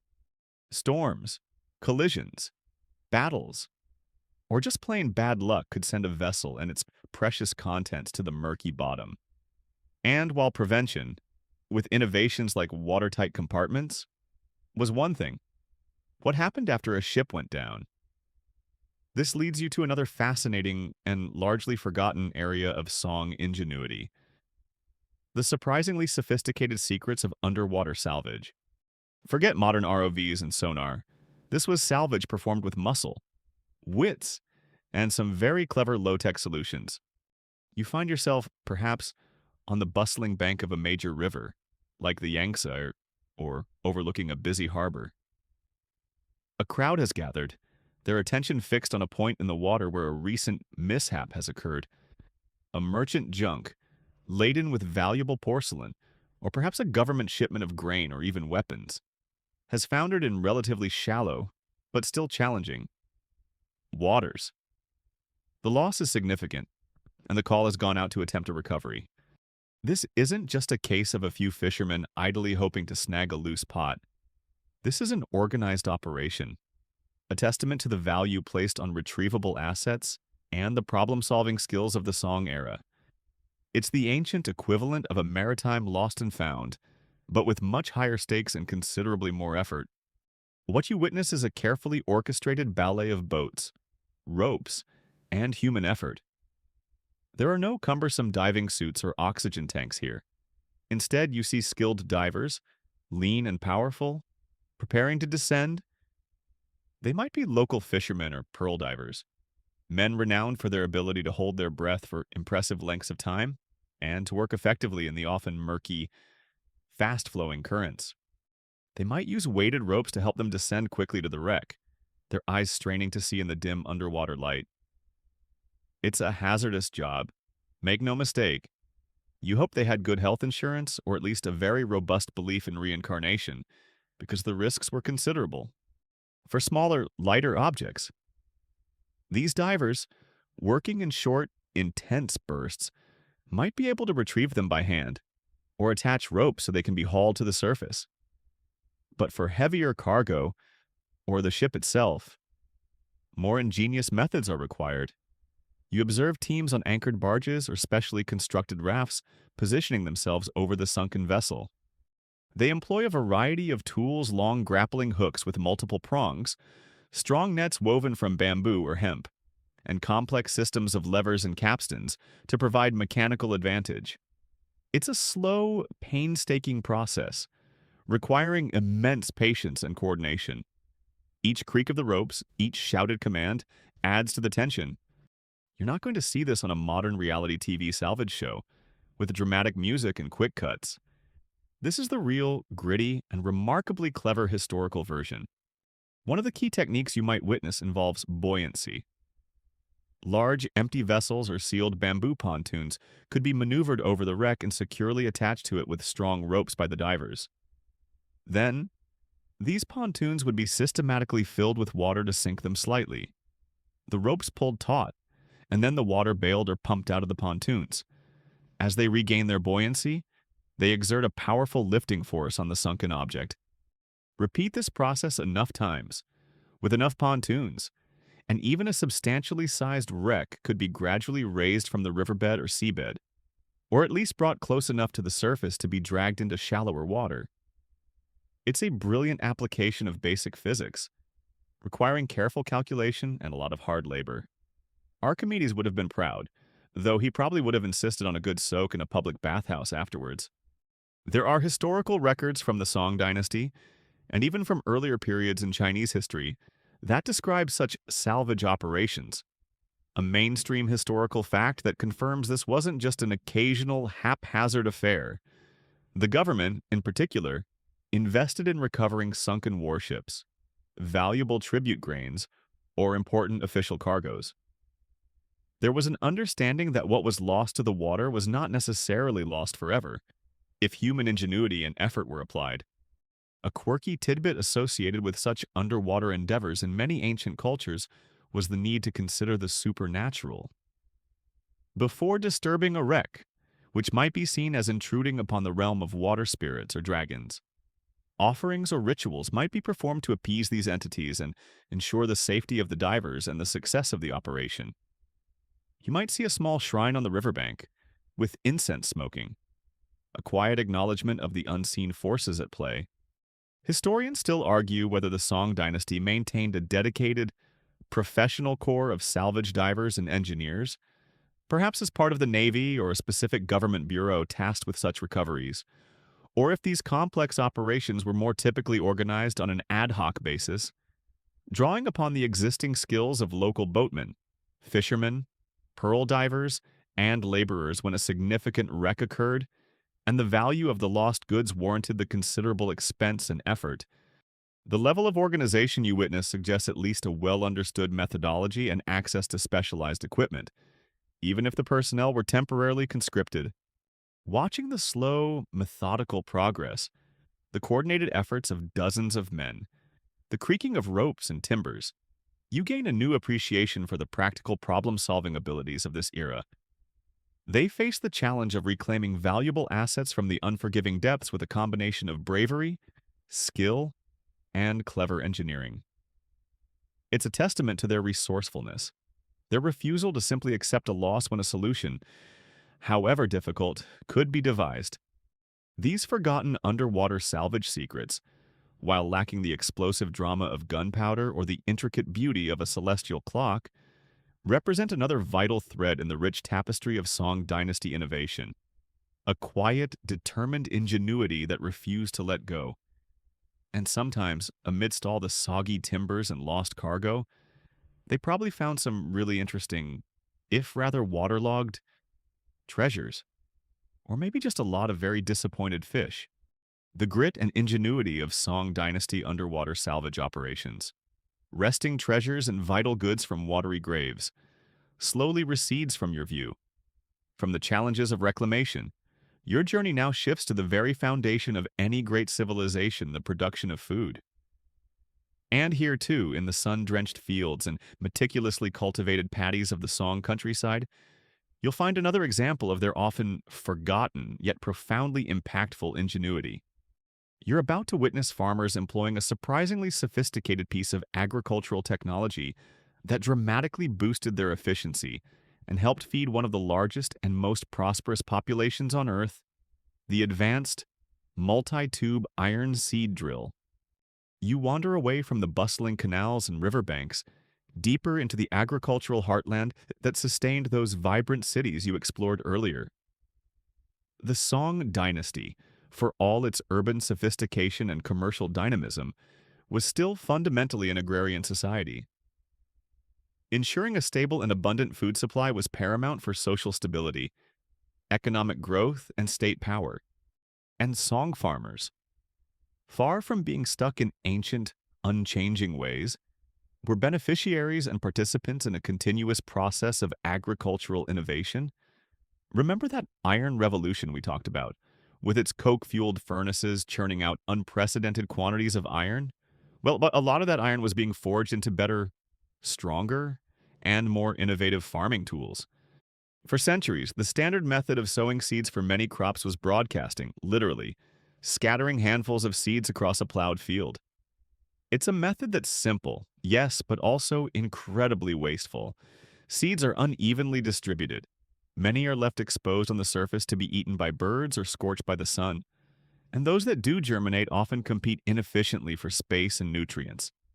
It's a bit like eating seeds and hoping for the best, which, while poetically rustic, isn't exactly a recipe for maximizing yields to feed a massive empire. But now, in a neatly tilled field, you observe a Song Dynasty farmer engaged in a far more precise and efficient operation. He isn't scattering seeds by hand. Instead, he guides a sturdy animal-drawn or sometimes human-pushed contraption across the prepared soil. This is no simple plow.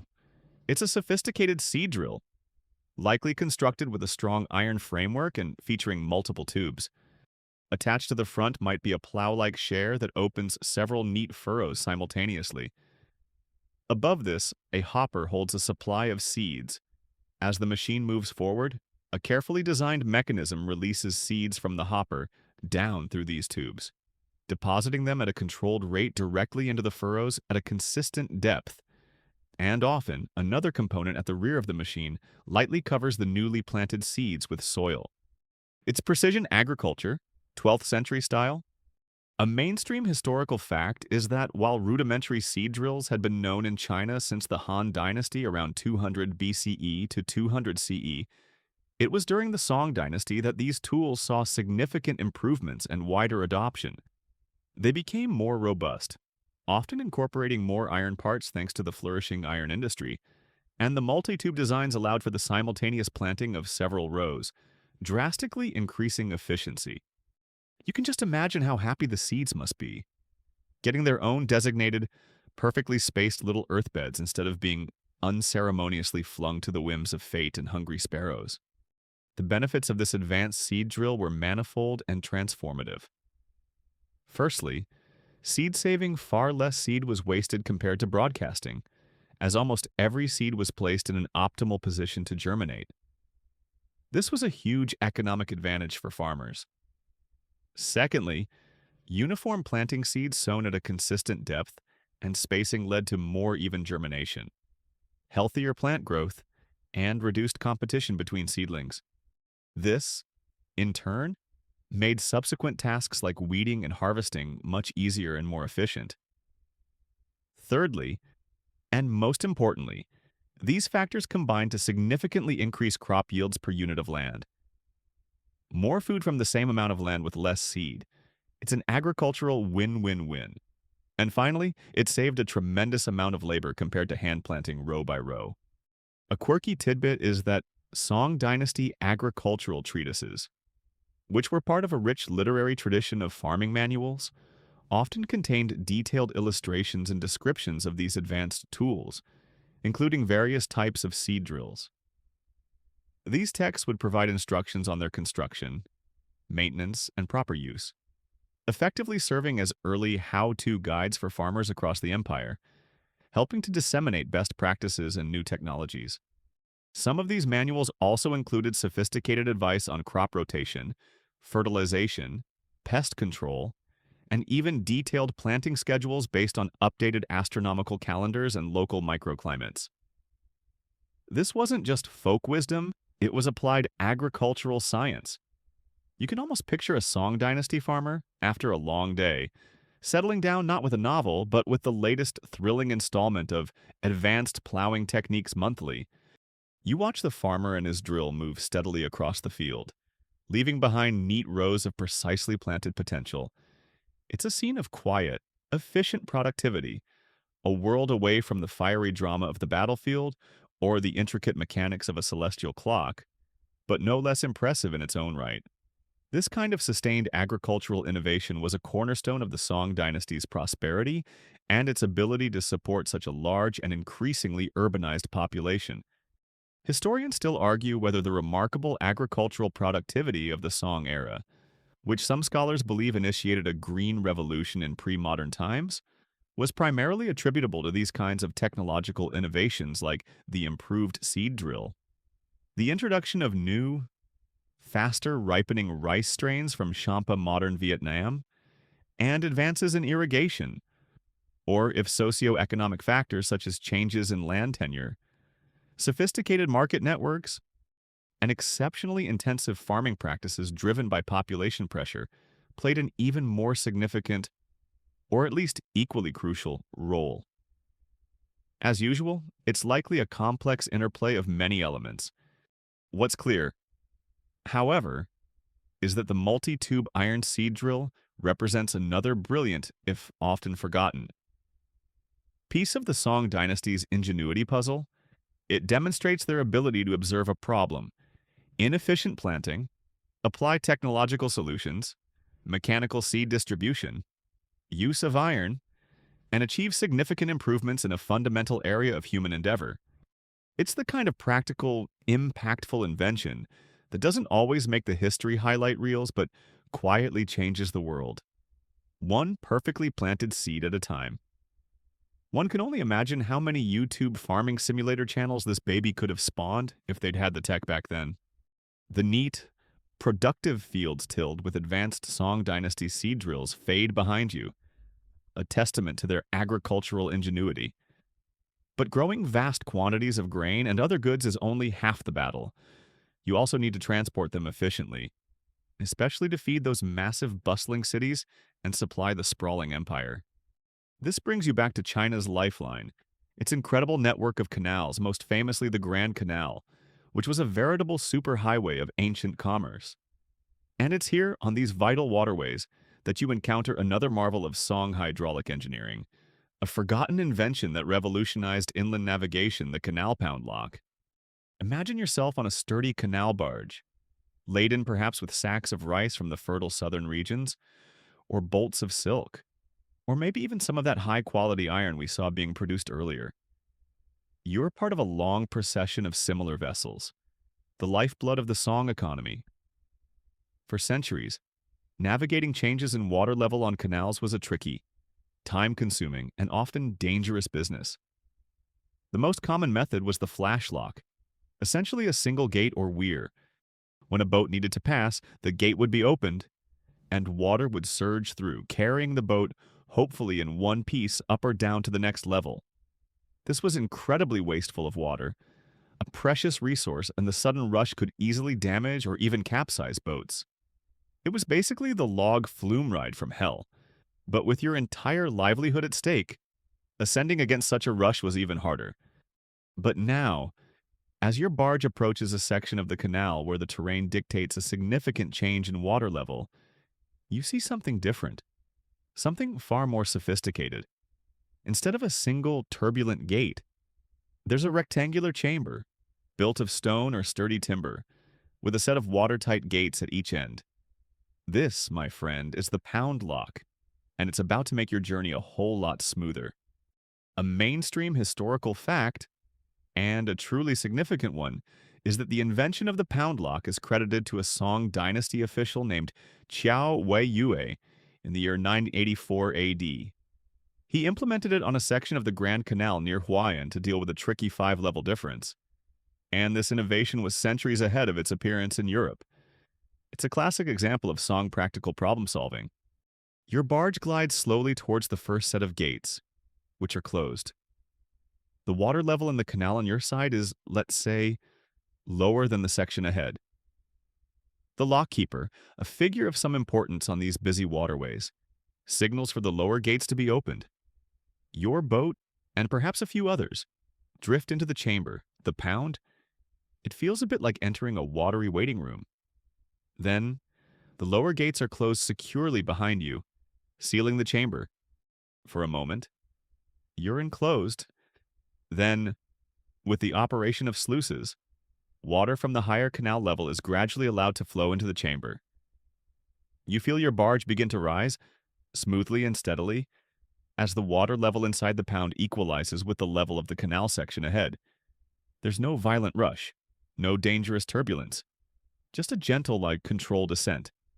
It's like a medieval boat elevator, incredibly clever and surprisingly serene. Once the water levels are equal, the upper gates are opened, and your barge, now effortlessly lifted, sails out onto the higher stretch of the canal to continue its journey. The process is then reversed for boats traveling in the opposite direction. The sheer ingenuity of it is astounding. The pound lock allowed boats to navigate much larger differences in water level than was ever practical with flash locks. It saved enormous quantities of water, as only the water within the chamber itself was lost in each cycle. It made canal transport far safer, faster, and more reliable, enabling larger and heavier barges to be used, which in turn boosted the volume of trade and the economic integration of the empire. You can almost hear the collective sigh of relief from centuries of boat captains who no longer had to shoot the rapids of a flashlock and pray. A quirky tidbit about life on these busy Song canals is that the lockkeepers who managed these pound locks were essential personnel. They controlled the flow of traffic, operated the gates and sluices, and often collected tolls for passage. Given the immense volume of traffic on major routes like the Grand Canal, you can imagine these lock keepers were busy individuals, perhaps even wielding a certain local authority. One can only hope they didn't have to deal with too much canal rage from impatient boat captains stuck in a queue waiting for their turn to pass. Oi, mate, I was here first. My porcelain is getting cold.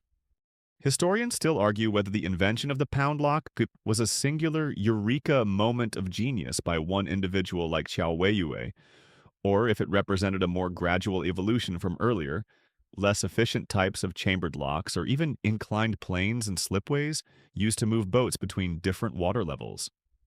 With Qiao Weiyue perhaps being the one who perfected a crucial design element or successfully implemented it on a large, impactful scale, the historical record points to Qiao Weiyue as a key innovator, but the full story of its development might be more nuanced, as is often the case with major inventions. Observing this marvel of hydraulic engineering, you're struck by the quiet efficiency of it all. It doesn't have the dramatic flair of a fire lance or the intricate beauty of Susong's clock, but in its own way, the pound lock is just as revolutionary. It's an invention born of necessity, driven by the demands of a burgeoning economy and a vast, interconnected empire. It's a testament to the Song Dynasty's ability to think systemically, to engineer practical solutions to large-scale logistical challenges. Without it, the lifeblood of the empire, the grain, the goods, the raw materials, would have flowed far less smoothly. It's one of those foundational, forgotten pieces of infrastructure that, by making something difficult seem effortless, quietly changes the world. And you can bet that modern canal boat holidaymakers, fumbling with lock mechanisms even today, could learn a thing or two from the smooth operators of the Song Dynasty.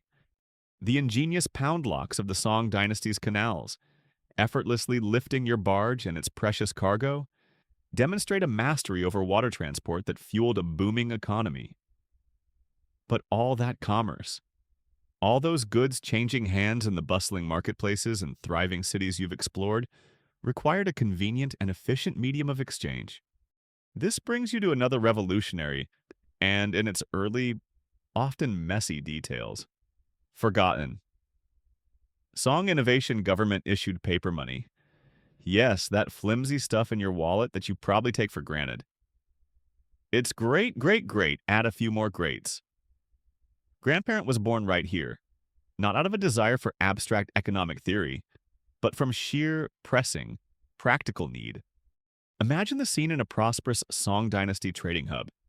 Merchants are making large deals, perhaps for a shipment of silk, a boatload of tea, or a consignment of that high-quality iron we saw being produced.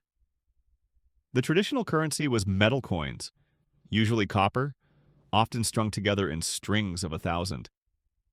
Now, for a small purchase at a noodle stall, a few coins are fine, but for a substantial transaction, you'd need a veritable cartload of these heavy, clunky strings. It was inconvenient, difficult to transport securely, and frankly, probably gave a lot of medieval accountants bad backs. My own back already thanks the Song Dynasty for thinking ahead. Furthermore, the Song Empire frequently faced shortages of copper, the metal needed for coinage, sometimes due to the sheer scale of its economy or the outflow of coins to other countries through trade. The initial solution, emerging from the ingenuity of merchants themselves rather than the government, was the development of private promissory notes. Wealthy merchant houses or guilds, particularly in regions like Sichuan, where iron coinage was also used and was even heavier than copper, began issuing these paper certificates. A merchant could deposit their heavy coins with a reputable firm and receive a paper note or exchange certificate, which they could then use for trade elsewhere. These early forms were often called jiaozi or Fakian flying cash, because it was so much lighter than actual cash. It was a system built on trust and convenience. But the real leap, the mainstream historical fact that cements the Song Dynasty's place in monetary history, was when the government itself stepped in, recognizing the utility and potential of these paper instruments. The Song authorities, initially at a provincial level in Sichuan around the early 11th century and then more centrally, began to issue their own official paper money.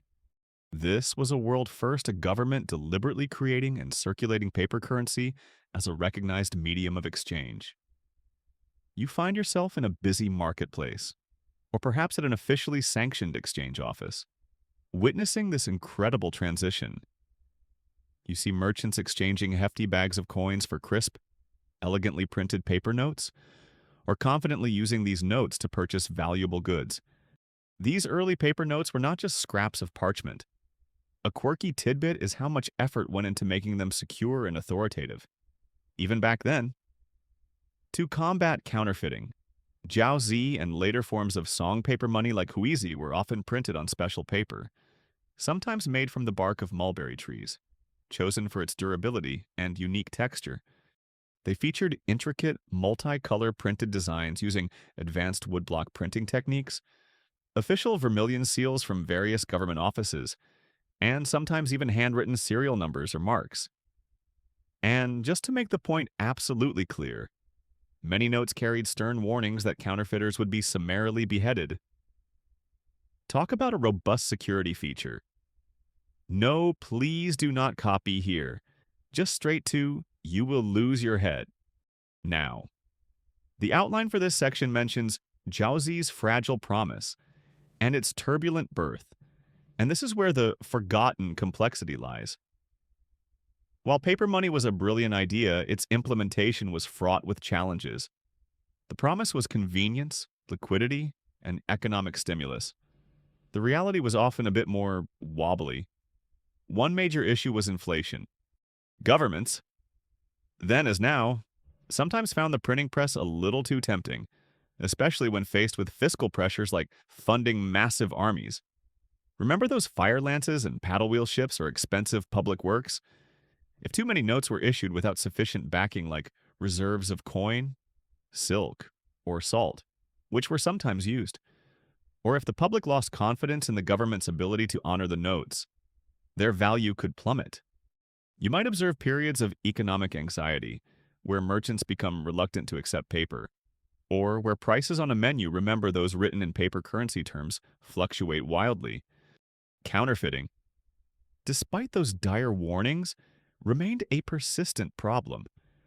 Clever criminals, then as now, would try to replicate the complex designs and official seals. This led to an ongoing cat and mouse game between the government printers trying to create ever more secure notes and the counterfeiters trying to crack their methods. Some people just can't resist a good scam, even if it might cost them their head in the 11th century. Public confidence was the bedrock of the whole system. If people believed the paper had value and was readily convertible, it worked. If that trust eroded due to inflation, excessive printing, or government instability, the system could quickly unravel. There were also complexities with regional variations, with different types of notes circulating in different parts of the empire, not always easily interchangeable. Historians still argue whether the Song government's pioneering and often turbulent experiments with paper money were primarily driven by a sophisticated, forward-thinking understanding of monetary policy and a deliberate desire to stimulate and manage their complex economy, or if these innovations were more often reactive. Short-term expedients adopted to address immediate fiscal crises, such as acute shortages of metal for coinage or the pressing need to finance significant military expenditures against northern invaders. It was likely a mix of both foresight and desperate improvisation. Despite these turbulent aspects, the societal impact of paper money was profound. It greased the wheels of commerce on an unprecedented scale, making long-distance trade easier and safer. It fostered the development of early banking-like institutions that dealt with deposits, exchanges, and credit. It allowed the government to manage its finances and tax collection in new ways. And perhaps most significantly, it represented a huge psychological shift. The move from money as an object with intrinsic value, a metal coin, to money as a symbol. Its value based on trust and government decree. It's a conceptual leap that we still grapple with today. Imagine trying to use one of those beautiful, intricately printed 11th century Jiaozi notes at your local coffee shop. You'd probably get a very confused look, but you could explain that they're holding a piece of world-changing, albeit fragile, financial history.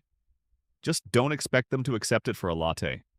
So, as you handle a piece of this Song Dynasty paper money, feeling its texture, admiring its complex design, and pondering the economic faith it represents, you're touching a truly revolutionary invention.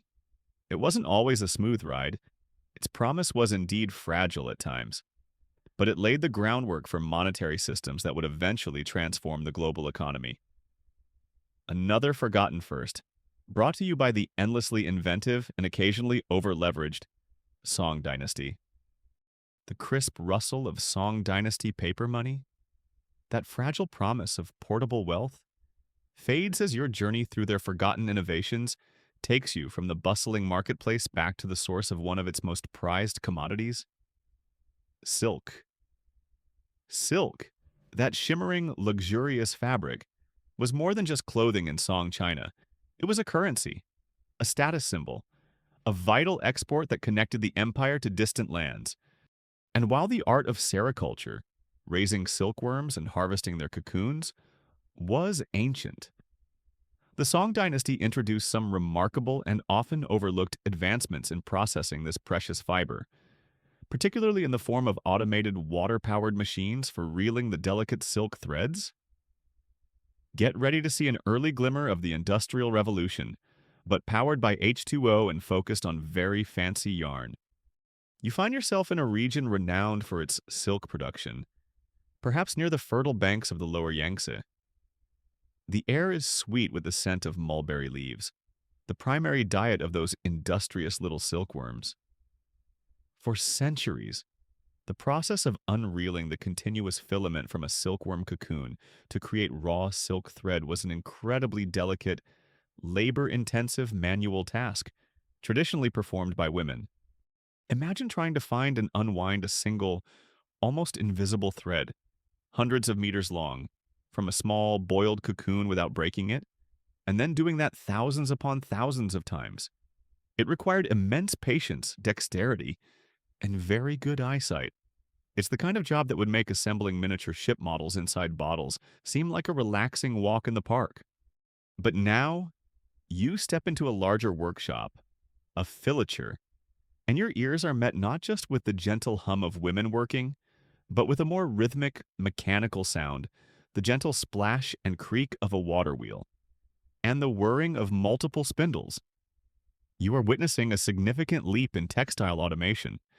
A mainstream historical fact is that the Song Dynasty, building upon earlier, simpler mechanizations, developed and utilized fairly sophisticated water-powered machinery for various textile processes, including hemp production and, most impressively, silk reeling. Joseph Needham, the great scholar of Chinese science and technology, extensively documented these kinds of advancements. Before you stands an ingenious contraption, a water wheel, turned by a diverted stream or canal, provides the motive power. Through a series of gears and connecting rods, likely made with some of that excellent song iron we saw earlier, this power is transmitted to a row of reeling basins and spindles. Cocoons, having been carefully sorted and boiled to loosen the sericin, the natural gum holding the filaments together, are placed in basins of warm water. Instead of a single woman painstakingly finding the ends of several cocoon filaments and reeling them onto a small hand-turned spool, this machine can handle multiple cocoons simultaneously for each reeling station. Mechanical arms or guides, driven by the water wheel, deftly gather the near-invisible filaments from several cocoons, draw them together, pass them through eyelets, and wind them evenly onto rapidly turning reels, all powered by the relentless, steady turning of the water wheel. It's like a Roomba for silk threads, but infinitely more productive and less likely to get stuck under the furniture. Your eyes widen as you watch this process. It's a beautiful synergy of natural power and human ingenuity. The machine doesn't entirely replace human skill. Workers are still needed to tend the cocoons, replace empty ones, tie off broken threads, and oversee the general operation, but it massively amplifies their productivity. A single water-powered machine could do the work of many manual reelers, producing a greater quantity of raw silk thread, and often of a more uniform quality due to the consistent tension and speed provided by the machinery. This wasn't just a minor improvement. It was a significant step towards mass production in one of the world's most valuable industries, the water wheel. That unsung hero of so many pre-steam engine innovations is at it again, this time ensuring the world gets its fix of luxury fabric. A quirky tidbit relating to silk production, even with this emerging mechanization, is that the initial stages, the raising of the silkworms themselves, bombyx mori, and the meticulous care of the cocoons, remained a highly specialized and often ritualized art. The health and productivity of the silkworms were paramount, requiring specific temperatures, humidity, and a constant supply of fresh mulberry leaves. There was a certain reverence for these little creatures and the magic of their transformation.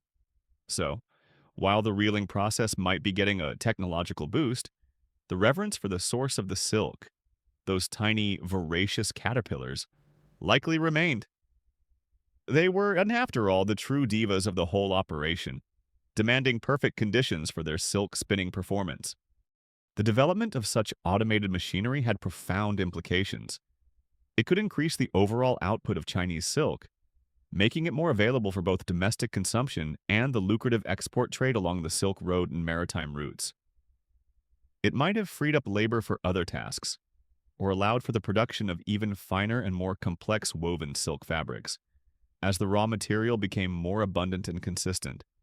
Historians still argue whether the drive towards such mechanization in the Song textile industry was primarily a response to specific economic pressures, such as labor shortages in key silk-producing regions, or if it was fueled more by a desire to increase production efficiency for the immensely profitable export market, or perhaps if it was simply an organic outgrowth of the broader Song culture of technological curiosity, experimentation, and incremental improvement that you've been witnessing across so many different fields. As you observe this water-powered silk reeling machine, with its rhythmic clatter and whir, its almost hypnotic transformation of humble cocoons into shimmering threads of liquid gold, you're seeing another facet of Song ingenuity that often gets lost in the shadows of their more famous inventions. It's a reminder that automation and the quest for efficiency are not purely modern concerns. Here in 12th century China, engineers and artisans were already harnessing natural power to perform complex, delicate tasks on an industrial scale. It's a forgotten leap, a quiet revolution in the world of textiles, ensuring that the silken river of Chinese luxury continued to flow, powered by water, ingenuity, and the tireless work of a billion tiny worms. It probably also led to some very interesting discussions among manual silk reelers about job security, an early silken taste of technological unemployment, perhaps. The rhythmic whir of the water-powered silk reeling machines fades into the gentle hum of history as your exploration of Song Dynasty ingenuity nears its end. You've journeyed through a landscape of incredible creativity, marveling at celestial clockwork that mapped the heavens, navigating canals with ingenious pound locks, and witnessing the surprisingly modern convenience of restaurant menus. You've traced the precise lines of advanced cartography, felt the heat of early flamethrowers, sailed securely in junks with watertight compartments, and peered into the origins of forensic science. You've stood before the roaring blast furnaces fueled by coke, watched powerful paddle wheel warships patrol the rivers, understood the secrets of underwater salvage, observed the efficiency of advanced seed drills, and pondered the fragile promise of the world's first paper money. It's been quite a tour of forgotten brilliance. And now, as you stand at the metaphorical end of this journey, you can't help but ponder, why did so many of these brilliant Song innovations seemingly fade from global memory, only to be painstakingly rediscovered or independently reinvented centuries later? And how, despite this fading, did they still subtly shape the world we inhabit today? These are the echoes of lost genius, the lingering questions that hang in the air after encountering such a vibrant, inventive period. It's not that these achievements were entirely erased, of course. Scholars and historians, particularly those specializing in Chinese science and technology like the monumental Joseph Needham, have meticulously documented many of them. But in the broader sweep of popular historical narrative, particularly in the West, the Song Dynasty's specific contributions, beyond the big four gunpowder, compass, printing, paper, often get a bit lost in the shuffle. It's like they threw this amazing innovation party, and only a few of the groundbreaking party favors made it into the global goodie bag. So, why the Fade One major factor? A mainstream historical fact that cannot be ignored was the sheer disruptive force of the Mongol invasions in the 13th century. The conquest of the Song dynasty, while eventually leading to the Yuan dynasty, which facilitated some east-west exchange during the Pax Mongolica, was a period of immense upheaval, warfare, and societal restructuring. Delicate machinery, complex industrial processes, and even a highly specialized scholarly workforce can be fragile things in the face of such widespread conflict and change. The Mongols were exceptionally good at conquering, but perhaps less focused on meticulously preserving every cog of Susong's clock or every detail of advanced silk reeling automation. It's a bit like a bull in a china shop. If the china shop was an entire technologically advanced civilization, then there's the nature of knowledge transmission itself in the pre-modern world. Geographical distances were vast, language barriers formidable. While some Chinese technologies did famously travel westwards along the Silk Road and maritime routes, the transfer was often slow, piecemeal, and sometimes involved the idea rather than the full technical schematics. A traveler might describe a wondrous machine they saw, but without detailed plans or the underlying scientific principles being fully understood or translatable, reverse engineering it elsewhere was a monumental task.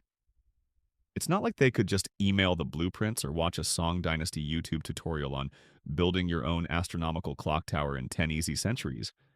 Moreover, later Chinese dynasties, like the Ming after they expelled the Mongols, sometimes adopted more inward-looking policies, perhaps less focused on the kind of broad technological dissemination or aggressive maritime exploration that might have spread song innovations further and faster.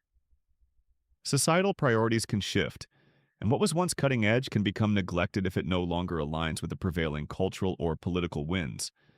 A quirky tidbit is that some of the detailed knowledge of these song inventions was actually preserved for centuries because it was meticulously copied into vast imperial encyclopedias, like the Ming Dynasty's Yongle Encyclopedia. These massive scholarly projects acted like time capsules, safeguarding information even if the practical application of that knowledge had waned, allowing later historians to piece together the incredible achievements of the past. And of course, there's the phenomenon of independent reinvention. The human mind, faced with similar problems and armed with basic principles, often arrives at similar solutions, albeit at different times and in different places. The pound lock, for example, was reinvented in Europe centuries after its song debut. Not necessarily through direct transmission, though some subtle influence can't be entirely ruled out, but because the need to overcome differences in water level on canals was a universal engineering challenge. Yet, despite this fading from immediate global consciousness, the echoes of song genius did subtly shape our world. The sheer economic power and population growth fueled by their agricultural and industrial innovations created a center of gravity in East Asia that had global repercussions for trade and cultural exchange.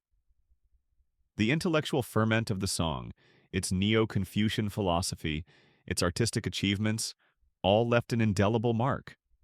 And the fundamental ideas behind some of their inventions, even if the specifics were lost, contributed to a global pool of knowledge that humanity would continue to draw upon. It's like they planted these amazing seeds of ingenuity. Some lay dormant for a long time. Some sprouted in unexpected places. But the garden of human progress is richer for them. Historians still argue with considerable passion whether terms like a failed renaissance or a missed industrial revolution are truly appropriate or helpful when describing the Song dynasty. Does this framework impose an anachronistic, Eurocentric model of development on a civilization that had its own unique trajectory, its own set of cultural priorities, and its own definition of what constituted progress and a well-ordered society? Or does it rightly highlight a period of extraordinary potential that, due to a confluence of historical factors, didn't directly lead to the kind of sustained global technological dominance that later characterized Europe?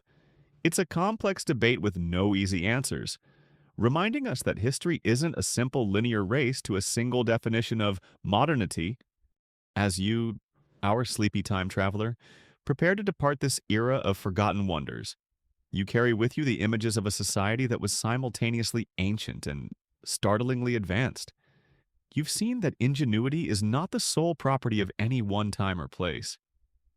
You've also seen how easily brilliance can be overlooked, how knowledge can be lost, and how the currents of history can divert even the most promising streams of innovation. It's a bittersweet understanding.